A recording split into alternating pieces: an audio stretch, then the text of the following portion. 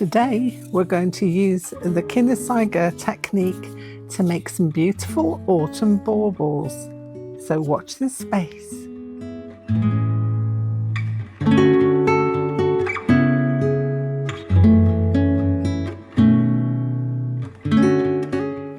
Hello and welcome back to a kooky corner of YouTube. Today we're going to be looking at how to use the Kinusaiga technique that I showed you quite a while back when we did the flat pieces, and I'm going to show you how to make the baubles. I think I showed you in that video one that I previously made a very long time ago very badly, and it was this boy here, which wasn't too bad. If I'd have got the technique a little better, it would have turned out quite nicely.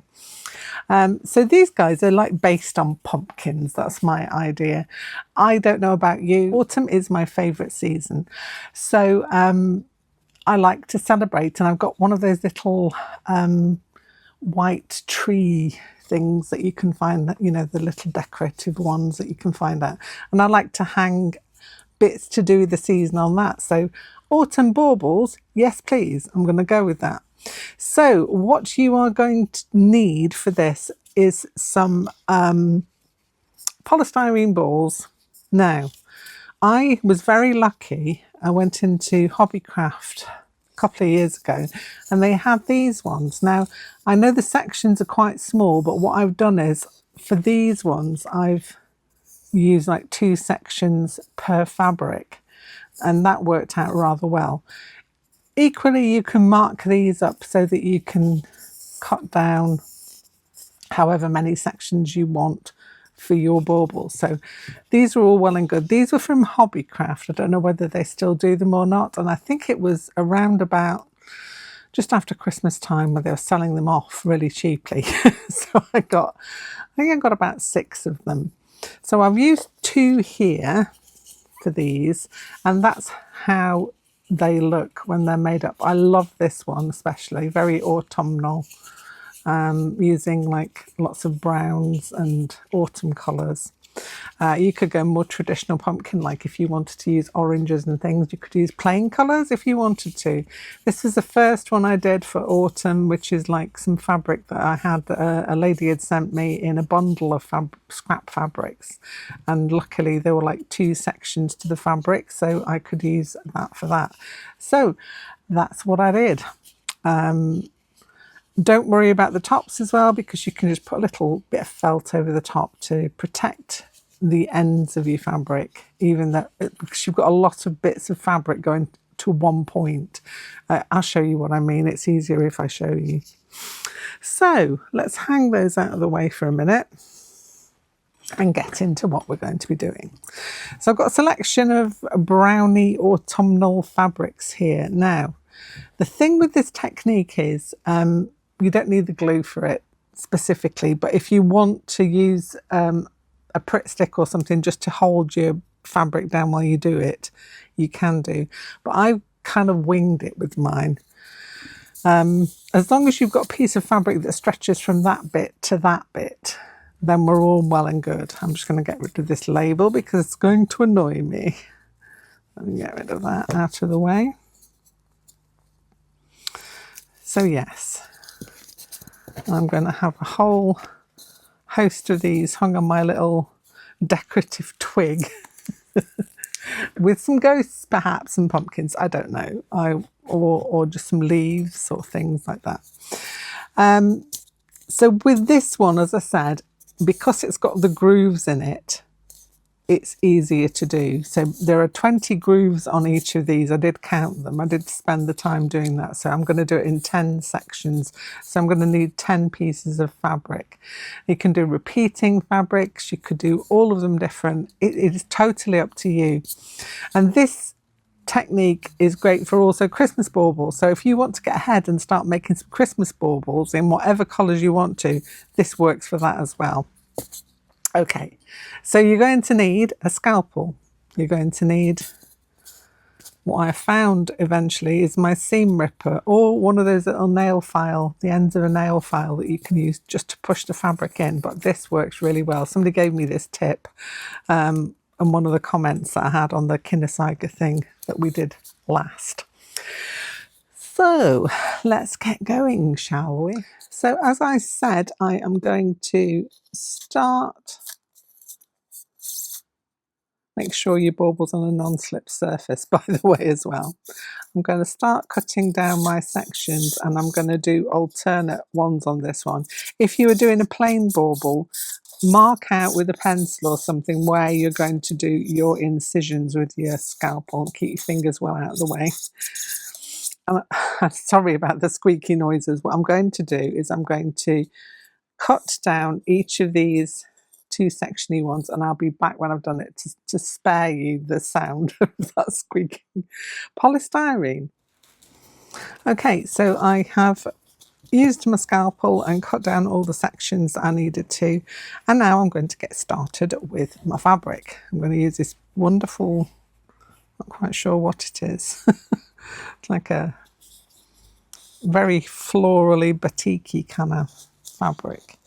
So I'm going to find my first section, and what I'm going to do is use the back end of this seam ripper to push down the fabric into the gap. So the starting off is always a little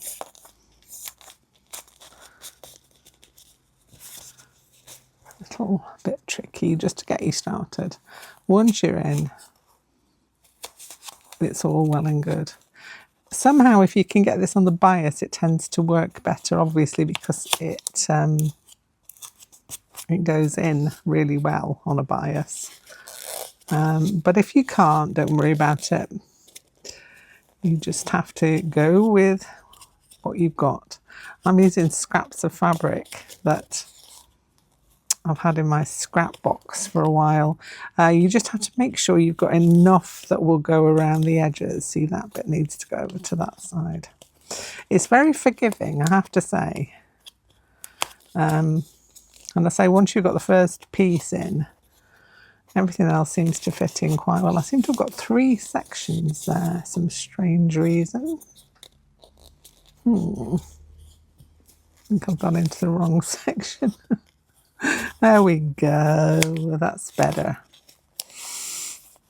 Mistakes can be made. We're allowed to have mistakes. So if you find somehow the material's just getting in your way a bit, you could just chop some of it off. So I know I'm not going to need all of that, so I'm just going to kind of wing how much I think I'm going to need here. And I'm just going to push that in, and the grooves of the polystyrene hold this in really well. I'm not a big fan of polystyrene. I know a lot of people aren't, but because this is not going to be a one-off thing, it's a good material to use for these. In fact, it's possibly the only one I can think of that you could possibly use in order to make these. I might have cut that a little too short, but I'm not going to worry about it too much. So you go in and just push down all those raw edges, and because your polystyrene ball is quite deep, you can push them in further. It will take a bit of stuff. So that's our first section down. So what am I going to go with for the next one? I might go with this brown one here, perhaps. So position that there. Excuse. Okay. So where's my first section? There it is. So I'm going from there. I'm going to push my fabric in. You can see I've not bothered measuring the fabric at all. You can if you want to, but you might find that you cut too close to edges that you might then require. So I'm just kind of winging it. But if you want to be a bit more precise, then please do go ahead. I'm going to stretch that up there so that I can get that into the that the 2 sections? No, it's doing a 3 again. That's a 2 section one there. There we go. So I'm going to push those in there. The back of the seam ripper works really well. I mean, my nail file, the one with the pointy end that cleans your nails, did very well as well. So anything that you've got that's kind of like that. I think most people who sew might have a seam ripper on their person. So it's quite a handy one to have. Tuck that back in there. I'm just going to trim this off. So once I've got the amount of fabric I need, trimming it off. It's not the neatest trimming I've ever done in my life. But if you can see, it just pushes in to the foam. So it's a really nice and easy craft to do. I think the most dangerous part of this is using the scalpel. Also, you don't want to poke yourself with a seam ripper. That's not nice either, but I think it works really well, my seam ripper. It's only one of those small ones. Found this in a little kit, little sewing kit that I'd forgotten I had. So I've lost my big seam ripper somewhere along the line. Need to tidy my studio and then I'll be able to find everything. Okay, so we've got 2 sections down. So we're getting along really fine with this. Which one shall I go with next? I quite like this batik-y one.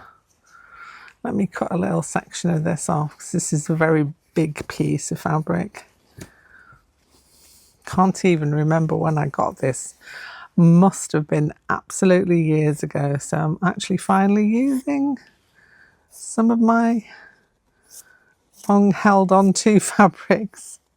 It's very pretty. Okay. So kind of on as much of a biasy end as you can do. I'm going to go in. It doesn't matter which end you start at either. As long as you've got enough to go in.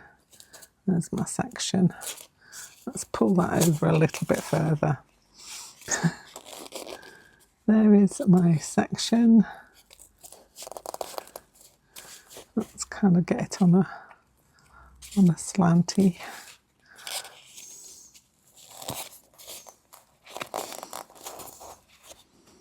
And you're just pushing it in.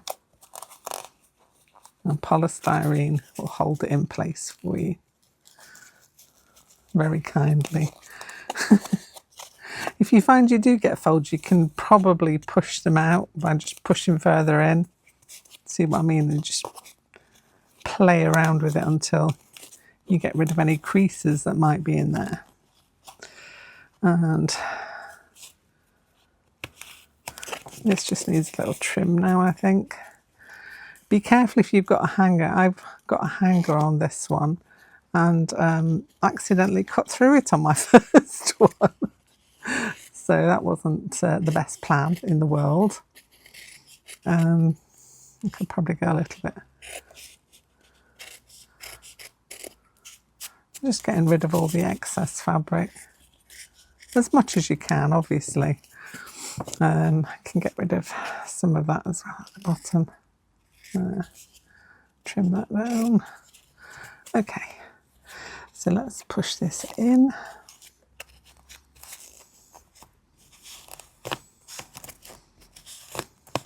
I just think they look really pretty. And I've also thought of another idea as well. If you were doing some for a Christmas tree or other occasions where you might want a bit of glitz on it, you could pin in some sequins. And can you remember the sequin art things that you used to be able to get? I don't know whether they still do them or not, but you could just pin in sequins onto your bauble as well, or glue them on. Pins would work really well though because it is polystyrene, so it would hold in. Yeah, pin sequin art, that was what it was called or something. If you ever did that, give me a call out. I'd like to know if they still make those kits or not. I remember doing it at school with some of the students when we were doing a Christmas fair, and they made some baubles to sell. Right, okay, so you can see what I'm doing. I'm just laying down the fabric, so I'm going to do a few more and I'll come back and do a couple at the end with you. So I'm on my last section here. I'm just pushing down the fabric for the last piece in the section.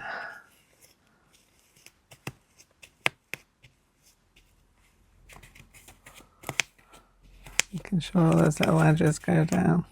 This has gone a bit astray somewhere along the line, which doesn't matter because you just pull it back out and try again. You've got a little creasy there that I want to just pull out. And that needs to go down a bit further. So this little hanger is getting in the way. So they are a blessing and a curse, those little hangers, because they do tend to get in the way. And also, if they've been put in there, they have a little bit of glue in there that can be a bit tricksy to get around. But let's trim off the excess. Try not to stab myself with the scalpel. This end bit is just being a bit annoying, so I'm going to try the back of the scalpel, see if I'll get it in. Yeah. It's where the glue is. That's the problem on these ones with the hangers in. They do have that little bit of glue at the end. It doesn't really matter because what I'm going to do is cover those over with little bits of felt. So we've got all our sections covered. I'm now going to get 2 circles of brown felt. So you could actually measure yours out. I'm just going to wing it. Oh dear. So I want to get roughly 2 circles out of the felt. That's 1. And 2. I do wing it because I've cut out circles out of felt for many years. These are a little bit rougher than usual, but I do have a good sense of circular. Right, so the bottom one's easy. I get my Aleene's Felt and Foam glue and apply to the said felt piece here. You could use other glues are available. It's just that this one is the one that's to hand and it is great for felt. So that's the bottom. Make sure I've got all the threads out of there, all tucked in, and that just goes over the end there. And just leave that to set. The top one, now if you haven't got a hanger, it's not a problem. If you have got a hanger like me, then a little awl, and we make a hole in our felt. And then we try and thread our hanger through the top of it. Are you going to work for me this time? No, I'm just going to awl it again. Sometimes it takes 2 awls, 2 applications of the awl to be able to get the hole big enough for the little hangery do to go through. It's there, I can see it. There we go. So when I apply this one, now I've slotted it on, I want to do it gradually. So I'm putting some glue on that edge and getting it down. and then just working my way around until it's all stuck down. If you don't have a hanger, you don't have this problem. You just whack this on and then stick a stitch in it to make a hanger, or stick some thread through it, and that all works really well. Right, there we go. Put that back away before I forget where I put it. So messy desk and all, we have some rather lovely Kinusaiga baubles, or Kinusaiga technique, and I now have, she says as she pulls them off, three little baubles. So you can add in, as I said, some decoration with sequins. You could stick some of the stickles, glue on it to give it a little pattern. If you wanted to add a little bit of glitz, if I was doing them for Christmas, I would probably do that, and I would have some nice bright ones of these to hang on my Christmas tree, because you know my Christmas tree is bright. So there we have it, some little autumn Kinusaiga baubles that you can make and hang on your little twiggy trees for autumn, or you could even display them on your mantelpiece. You don't have to have the hanger on them or anything, but it's a nice, handy and quick craft that you can do to make something nice to celebrate the season. Anyway, that's enough from me. I'll be back here very soon with something else. If you're enjoying the content here on Cool Kooky Creatures, then please show me your thumbs, give me a thumbs up, and consider subscribing, because then you get to know each time I put a video up online. That's all from me. Bye for now.